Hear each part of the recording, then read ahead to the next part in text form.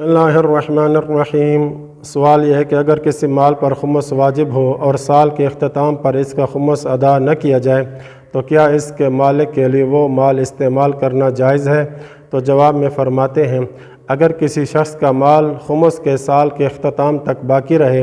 اور اس پر خمس واجب ہو تو جب تک وہ اس کا خمس ادا نہ کرے تب تک اس مال کو استعمال نہیں کر سکتا، اگرچہ خمس ادا کرنے کا ارادہ رکھتا ہو،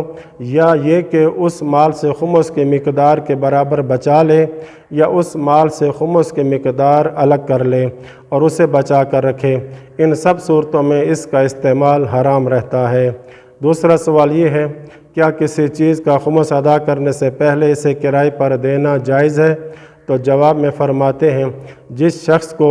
وہ چیز کرائے پر دی جائے اگر وہ شیعہ اثنا عشری ہو تو کرائے پر دینا درست ہے، لیکن دینے والے پر واجب ہے کہ جو رقم اسے کرائے کے طور پر ملے اسے استعمال میں لائے بغیر اس کا خمس ادا کرے، اور اگر جس شخص کو چیز وہ کرائے پر دی گئی ہو وہ شیعہ نہ ہو تو اس کے کرائے کی قیمت میں سے جتنی مقدار خمس کی ہو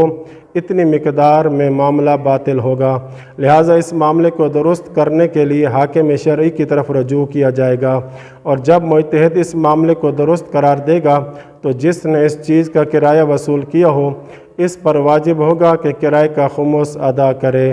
تیسرا سوال یہ ہے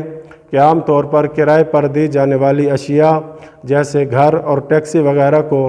اگر ان کا خمس ادا کیے بغیر کرائے پر دیا جائے تو کیا ان چیزوں اور ان کے کرائے پر خمس ادا کرنا واجب ہوگا؟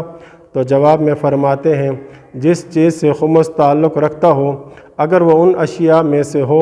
جن سے آمدنی حاصل کرنے کے لیے عام طور پر انہیں کرائے پر دیا جاتا ہو جیسے گھر، دکان، ٹیکسی وغیرہ، تو اگر مکلف نے اس چیز کا خمس دینے میں تاخیر کی ہو تو ضروری ہے کہ خمس کی ادائیگی میں تاخیر کی بابت اس کے کرائے کی مالیت کا 5واں حصہ بھی ادا کرے،